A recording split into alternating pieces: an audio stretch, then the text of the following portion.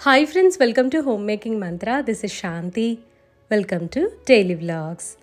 Vlogs అయితే morning on టైంలో రావట్లేదు కదండి. Sorry for the inconvenience. ముందు రోజే నేను వ్లాగ్స్ చేయలేకపోతున్నాను. ఎందుకంటే నేను ఊరి నుంచి వచ్చిన తర్వాత ఫస్ట్ క్లీనింగ్ ఉంది, ఆ తర్వాత ఏమో ఇంట్లో వర్క్ చేయించుకుంటున్నాను కదా. అదే అండి, వాల్పేపర్ పెట్టించాను, ప్రీవియస్ వీడియోలో మీరు చూడొచ్చు. అండ్ ఇవాళ ఏమో కొన్ని లైట్ ఫిక్స్చర్స్ అవన్నీ చేంజ్ చేయించాను అనమాట. సో అదేంటో ఈ వీడియోలో చూపిస్తాను. అండ్ నిన్న బాల్కనీ కూడా మొత్తం అంతా క్లీన్ చేసేసుకున్నా.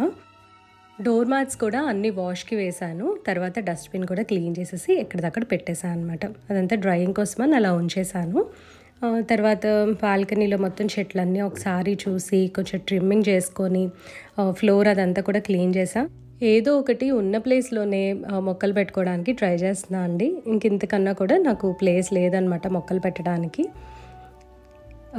అన్నీ కూడా ఇండోర్ ప్లాంట్సే ఉంటాయి, కానీ ఇన్ని మొక్కలు ఎందుకు పెట్టాల్సి వచ్చింది అంటే ఇండోర్ ప్లాంట్స్ని అప్పుడప్పుడు ఇట్లా బాల్కనీలో పెట్టేసి ఉంచుతాను, బాగా పెరుగుతాయి, అప్పుడు తీసుకెళ్ళి లోపల పెడుతూ ఉంటా. సిద్ధుని పికప్ చేసుకోవడానికని స్కూల్కి వెళ్తున్నాను. అనుకోకుండా పెద్ద వర్షం అనమాట. ఏం చేయాలో అర్థం కాలేదు, అసలు ఆగట్లా ఎంతసేపు అయినా సరే. సిద్ధు దగ్గర అంబ్రిల్లా కానీ రెయిన్ కోట్ కానీ ఏది లేదు.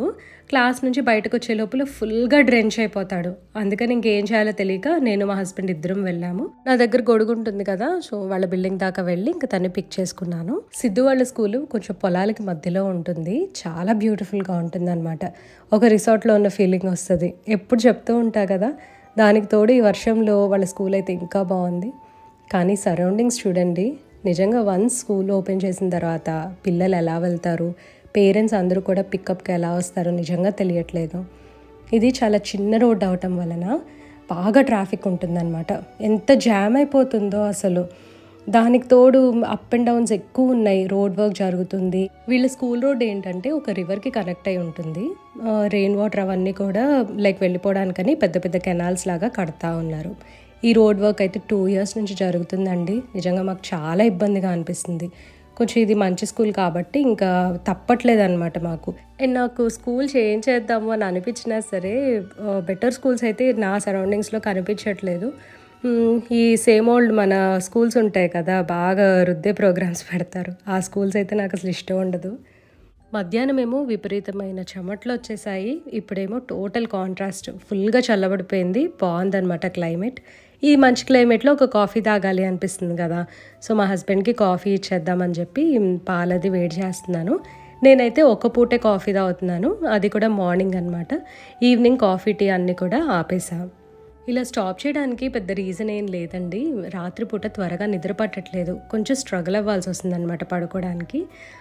ఆపేసిన తర్వాత నాకు బెటర్గా అనిపిస్తుంది, కానీ అక్కడికి లేట్ అయిపోతుంది పడుకోవడము. నేనైతే గ్రీన్ టీ తాగుతూ కొంతసేపు మూవీ చూస్తూ ఉన్నాను. అదే మూవీ కూడా చెప్తా మీకు. నైట్ డిన్నర్లోకి పొంగల్ చేద్దాము అని చెప్పి పెసరపప్పు తీసాను. అమ్మ బల్క్లో ఈ పప్పులు అవన్నీ తీసుకున్నప్పుడు నాకు కూడా పక్కన ఉంచేస్తుంది అనమాట. నేనైతే ఎక్కువ క్వాంటిటీస్ తెచ్చుకోను. మీకు తెలుసు కదండి, ఆల్రెడీ చెప్పా కదా, ఇట్లా పురుగులు వచ్చేస్తూ ఉంటాయి త్వరగా. ఎక్కువ రోజులైతే నిలవ ఉండవు, ప్రతిసారి ఎండబెట్టుకోవాల్సి వస్తుంది. అండ్ అంత స్టోరేజ్ కూడా నా దగ్గర లేదనమాట, స్పేస్. సో అందుకని చెప్పి నేను ఇలా కొంచెం కొంచెం తెచ్చుకుంటా ఉంటా, తన్నే ఎండలో పెట్టేసి ఇమ్మని చెప్తాను. అయితే అత్తయ్య గారు ఒకసారి అన్నారు, నువ్వేమైనా తెచ్చుకో కానీ కొన్ని తెచ్చుకోకూడని ఉంటాయి కదా, లైక్ మినువులు అలాంటివి, తర్వాత నువ్వులు తెచ్చుకోకూడదు, తోటకూర చేతికి తీసుకోకూడదు అంటారు. ఇలాంటివన్నీ కొన్ని ఎందుకో పెట్టారు పెద్దవాళ్ళు. అవన్నీ దానాలు ఇచ్చేవి కదా, సో అందుకని చెప్పేసి ఇంకా అమ్మతో చెప్పాను. ఇంకా అప్పటి నుంచి కూడా మినువులు అవి తీసుకురావట్లేదు. నువ్వులు ఆబ్వియస్లీ ఇవ్వరండి తొందరగా, అంటే తెలిసిన వాళ్ళు ఎవరు ఇవ్వరు. అండ్ ప్లీజ్, ఇది చాదస్తం అనుకుంటారేమో, కొన్ని ఫాలో అవుతూ ఉంటా అనమాట. అందులో ఈ మినపప్పు, ఈ నువ్వులు ఇలాంటివి కూడా. కరివేపాకు మార్నింగ్ తెప్పించా అనమాట, గ్రోసరీస్ తెప్పించేటప్పుడు. సో అది కడిగేసి ఆరబెట్టి ఆ తర్వాత ఒక బాక్స్లోకి తీసుకుందామని ఆకులన్నీ విడతీస్తున్నాను. కరివేపాకు చక్కగా 15-20 రోజులు నిలవ ఉండాలి అని అంటే వాష్ చేసిన తర్వాత బాగా డ్రై చేసేసి ఒకసారి మళ్ళీ క్లాత్ తోటి తుడిచి ఒక బాక్స్లో స్టోర్ చేసుకొని ఫ్రిడ్జ్లో ఉంచుకుంటే 15 days అయితే గ్యారంటీ ఫ్రెష్గా ఉంటాయండి. ఒకసారి ట్రై చేసి చూడండి. యాక్చువల్లీ కొంతమంది ఈ నెలతో కూడా పెడుతూ ఉంటారు, అలా కూడా చాలా ఫ్రెష్గా ఉంటాయి. నెక్స్ట్ కొత్తిమీర, పాలకూర లేదా ఆకుకూరలు ఇవన్నీ కూడా మనం న్యూస్ పేపర్ కన్నా కూడా టీషర్ట్ క్లాత్స్ ఉంటాయి కదా, వాటిలో ర్యాప్ చేసి పెడితే ఫ్రెష్గా ఉంటుంది. కిచెన్లో వర్క్ చేసుకున్న తర్వాత ఇంకా వచ్చేసి మూవీ చూస్తున్నాను. నెట్ఫ్లిక్స్లో క్రూ అనే మూవీ ఉందన్నమాట. ఇది వచ్చేసరికి ఎయిర్లైన్స్లో ఎయిర్ హోస్టెస్ ఉంటారు కదా, సో వాళ్ళకి సంబంధించింది. మీరైతే భలే థరోగా ఎంజాయ్ చేస్తారు ఈ మూవీని. బిలీవ్ మీ, చాలా బాగుంటుంది.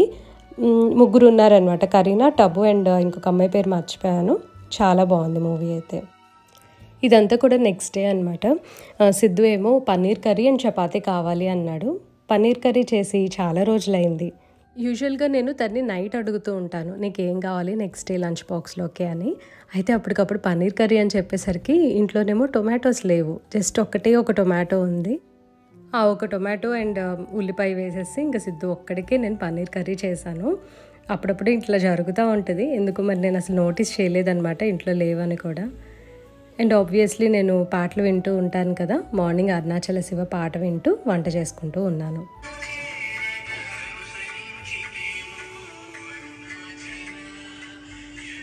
దీనికి ముందు రోజు అంతా కూడా బాగా వర్షం పడుతుంది కదా, సరే ఏం చేయాలో తెలియక నేను నైటే వాషింగ్ మిషన్ ఆన్ చేసేసి ఇంకా బట్టలు కూడా అప్పుడే ఆరబెట్టేసాను అనమాట. నెక్స్ట్ డే మళ్ళీ ఎలా ఉంటుందో తెలీదు, ఎండ వస్తుందా వర్షం వస్తుందా అని. వర్షాకాలం వస్తే మాత్రము మా అపార్ట్మెంట్లో మెయిన్గా చాలా ఇబ్బంది అనిపిస్తుందండి. బట్టలు ఆరబెట్టుకోవడానికి ప్లేస్ ఉండదు అండ్ యూటిలిటీ ఏరియా కూడా లేదు, మీకు తెలుసు కదా. ఉన్న ఆ చిన్న ప్లేస్లో ఒక వాషింగ్ మిషన్ అండ్ మొక్కలు పెట్టేసుకున్నాను. ఒక పక్కన కూర ఉడుకుతూ ఉండగా సిద్ధుకి లంచ్ బాక్స్లో కానీ చపాతీ ప్రిపేర్ చేస్తున్నా. ముందు రోజు నైట్ నేను పిండి కలిపి పెట్టినా సరే దాన్ని ఫుల్గా అయితే ఇట్లాగా మసాజ్ చేయను. తర్వాత రోజు ఇలా కలుపుతూ ఉంటాను అనమాట. జస్ట్ ఒక 1 or 2 minutes కలిపేస్తే బాగా మెత్తగా వస్తాయి చపాతీలు. చూడండి, ఫుల్ బిజీ ఉంటాను అనమాట మార్నింగ్ అయితే. ఒక పక్కన చపాతీలు కాలుస్తున్నాను, ఇంకొక పక్కనేమో చపాతీ అది కూల్ డౌన్ చేస్తున్నాను. లంచ్ బాక్స్లో పెట్టడానికి మనం వేడివేడి చపాతీలు ప్యాక్ చేయలేము కదా, ఒకవేళ అలా ప్యాక్ చేస్తే స్టీమ్ వచ్చేస్తుంది. ఈవెన్ మనము బటర్ పేపర్తో ర్యాప్ చేసినా సరే స్టీమ్ వచ్చేస్తుంది అనమాట. అందుకని చపాతీ మాత్రము అలా ఫుల్గా కూల్ డౌన్ చేసిన తర్వాతే లంచ్ బాక్స్లోకి ప్యాక్ చేస్తా. ఒక పక్కనేమో పన్నీర్ కర్రీ ఉడుకుతుంది, మిల్క్ బాయిల్ చేస్తున్నాను. ఇంకా బ్రేక్ఫాస్ట్ అసలు ఏం ప్లాన్ చేసుకోలేదు కూడా నేను ఏం చేయాలి అని. యూజువల్గా నేనైతే స్క్రాంబుల్డ్ ఎగ్స్ ఇచ్చేస్తున్నాను డైలీ. సరిగ్గా నేను ఎందుకు ప్లాన్ చేసుకోవటం లేదు అని అన్నానంటే, స్కూల్ అందరికీ కూడా ప్రాపర్గా జరగట్లా, నాకు కూడా చాలా లీజర్గా అనిపిస్తుంది. ఫుల్గా స్కూల్ స్టార్ట్ అయిందనుకోండి, ట్రాఫిక్ జామ్ వలన నేను ఇంట్లో కూడా పనులు హడావుడిగా చేస్తాను. అప్పుడు ఏంటంటే ఒక రొటీన్లో ఒక స్కెడ్యూల్లో పడిన ఫీలింగ్ వస్తుంది అనమాట మనకి. సో ప్రస్తుతం లీజర్గా ఎందుకు క్లాసెస్ జరుగుతున్నాయి అంటే, సిద్ధు వాళ్ళకి దీన్ని స్పెషల్ కోచింగ్లో పెట్టాము. కోచింగ్ ఇన్ ద సెన్స్ ఇప్పుడు +1 +2 వాళ్ళకి నీట్ IIT ఎట్లా కోచింగ్ ఇస్తారో వీళ్ళకి 9th 10th నుంచి ఆ ప్యాటర్న్లో క్లాసెస్ అనేవి స్టార్ట్ చేసేసారు. అంటే ఇంటిగ్రేటెడ్ కోచింగ్లో జాయిన్ చేసామన్నమాట. దానివల్ల ఏంటంటే దీని డిఫరెంట్ సెక్షన్లో ఉండటం వలన ఇప్పుడు స్కూల్ అయితే ముందుగానే స్టార్ట్ అయిపోయింది. ఈ ట్రైనింగ్ ప్రోగ్రామ్ కండక్ట్ చేసే వాళ్ళు ఎవరంటే Kanha coaching centre from Hyderabad అనమాట. వాళ్ళు సిద్ధు వాళ్ళ స్కూల్ తోటి కొలాబరేట్ అయ్యి ఈ ట్రైనింగ్ అనేది స్టార్ట్ చేశారు. అండ్ దీనిలో పెట్టడానికి రీజన్ కూడా ఒకటేనండి. దీనికి ఏంటంటే జస్ట్ ఒక ప్యాటర్న్ తెలుస్తుంది, ఎలా రాయాలి, మనం ఎలా ప్రిపేర్ అవ్వాలి, ఇదంతా కూడా కొంచెం పిల్లలకు ఒక అవగాహన అనేది వస్తుంది కదా. సో అందుకని చెప్పి ప్రోగ్రాంలో పెట్టాము. అండ్ తన ఇష్ట ప్రకారమే మేము పెట్టామన్నమాట. బ్రేక్ఫాస్ట్ చేసి ఇల్లంతా సర్దేసుకున్న తర్వాత హ్యాండీమ్యాన్ వచ్చారు. అర్బన్ క్లాబ్ నుంచి ఎలక్ట్రీషియన్ని బుక్ చేసామన్నమాట. కిచెన్లో ఒక లైట్ ఫిక్స్ చేస్తున్నారు కదా, ఇది just for decorative purpose and కొంచెం లైట్ ఎల్లోగా అట్లా ఉంటే యాంబియన్స్ బాగుంటుంది కదా. సో అందుకని చెప్పి ఫస్ట్ కిచెన్లో ఈ లైట్ పెట్టించాను. ఇదైతే అసలు సూట్ అవ్వలేదు అండ్ లైట్ కూడా సరిపోవట్లా. అందుకని చెప్పి నేను 3 లైట్స్ ఉండేది వేరే ఫిక్స్చర్ ఆర్డర్ చేశాను. సో ఆ హోల్డర్ వచ్చి చాలా బాగుంది. నేను ఆ రెండింటి లింక్ని డిస్క్రిప్షన్లో ప్రొవైడ్ చేస్తాను. ఈ డెకరేటివ్ లైట్ కనిపిస్తుంది కదా, దానికి బల్బ్ ఇంక్లూడ్ అయ్యే ఉంది. అంటే నేను పర్చేస్ చేసినప్పుడు విత్ బల్బ్ ఇచ్చేసారు. సో అది వచ్చేసరికి స్క్రూ టైప్ LED అండ్ ఒకటే స్విచ్ తోటి మనం 3 కలర్స్ చూస్ చేసుకోవచ్చు అనమాట. జస్ట్ ఆన్ అండ్ ఆఫ్ తోటి మనం ఏ కలర్ కావాలంటే ఆ కలర్ ఉంచేసేయచ్చు. ఈ వామ్ వైట్ అయితే ఇప్పుడు బాగా ట్రెండింగ్లో ఉంది, చాలా బాగుంది. అండ్ యాంబియన్స్ కోసమే నేను ఈ లైట్ ఫిక్స్చర్స్ ఇవన్నీ కూడా చూస్ చేసుకున్నాను.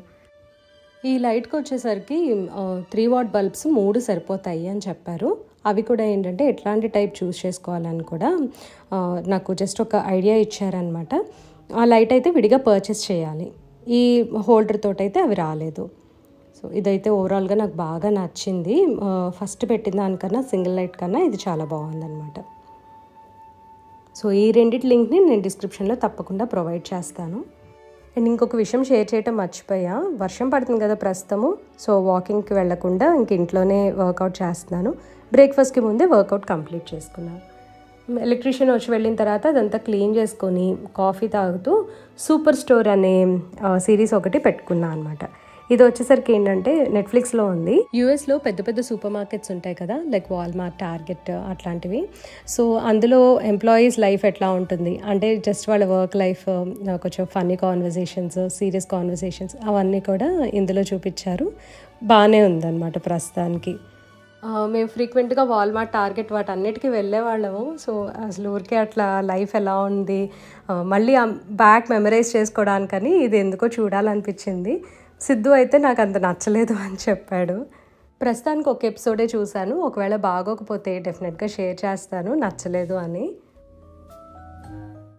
ఇవాళ మా కోసం లంచ్లోకి వంకాయ టొమాటో కర్రీ చేస్తున్నా.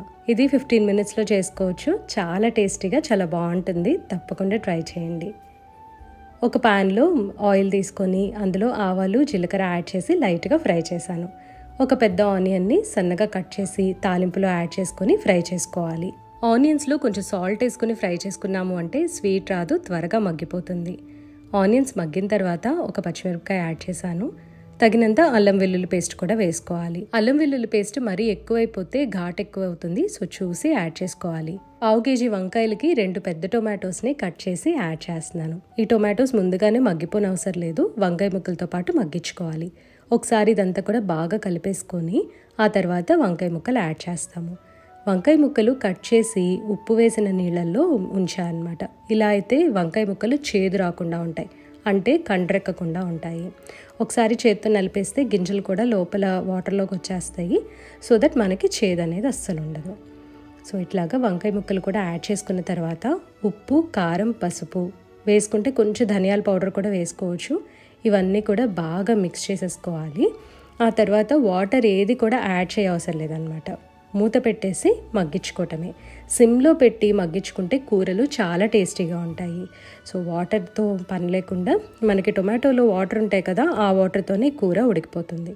ఇదైతే లేత వంకాయలు అనుకోండి చాలా ఫాస్ట్గా ఉడికిపోతుంది అనమాట కూర. నాకైతే జస్ట్ ఒక 5 మినిట్స్ టైం పట్టింది. వంకాయలు కొంచెం ముదురుగా ఉన్నాయనుకోండి, కొంచెం వాటర్ కూడా మనం యాడ్ చేసుకోవచ్చు. కూర మగ్గే టైంలో నేను ఏం చేశానంటే కొత్తిమీర కాడలు ఉంటాయి కదా, అవి కూడా యాడ్ చేశాను. ఎక్స్ట్రా ఫ్లేవర్ ఉన్నట్టు ఉంటుంది.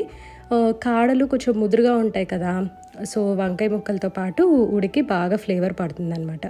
నాన్ వెజ్కి కూడా మనం ఇట్లా చేసుకోవచ్చు, కూర టేస్ట్ బాగా ఎన్హాన్స్ అవుతుంది. సో ఒకసారి కాడల వరకే వేసాను. ఇదంతా కలిపేసి మళ్ళీ మూత పెట్టేస్తున్నా. అండ్ మధ్య మధ్యలో అడుగంటకుండా మనం తిప్పుతూ ఉండాలి. ఈ కూర ఎప్పుడైనా నాన్ వెజ్ మనం మిస్ అవుతున్నాము అనుకున్న టైంలో తీసుకుంటే అసలు చాలా సాటిస్ఫైయింగ్గా అనిపిస్తుంది. బాయిల్డ్ ఎగ్ తోటి కాంబినేషన్లో తీసుకుంటే కూడా చాలా బాగుంటుంది అనమాట. తప్పకుండా ట్రై చేయండి, బాగుంటుంది కాబట్టి నేను ఇన్నిసార్లు చెప్తున్నాను.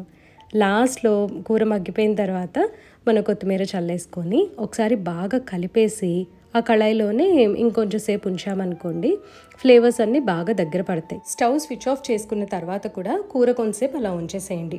డిష్ అవుట్ చేసుకునేంత వరకు అలా ఉంచామనుకోండి, కొత్తిమీర ఫ్లేవర్ బాగా పడుతుందన్నమాట. ఈ కూర ఇలా చేసుకుంటారు, చాలా సింపుల్ అండి, తప్పకుండా ట్రై చేయండి. లాస్ట్లో ఇంకా stove cleaning, counter top cleaning అంతా కూడా చేసేసుకుంటున్నాను. జస్ట్ ఈ వంకాయ టొమాటో కర్రీ చేశాను కాబట్టి పెద్దగా అయితే ఆగం అవ్వలేదు. సో అందుకని ఇంకా లిక్విడ్ ఏది యూజ్ చేయకుండా జస్ట్ వాటర్తోనే వైప్ చేసేస్తున్నాను అనమాట.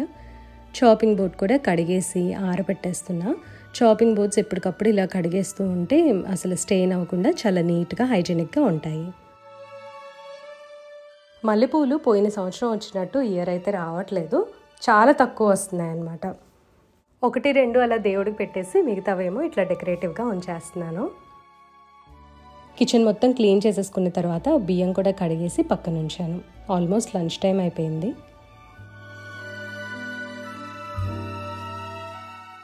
దీంతో వీడియో ఎండ్ చేస్తున్నా అండి. ఈ వీడియో మీకు నచ్చినట్లయితే తప్పకుండా లైక్ చేయండి, కమెంట్ చేయండి, ఛానల్కి సబ్స్క్రైబ్ చేసుకోండి. Thank you for watching. Thank you for your time.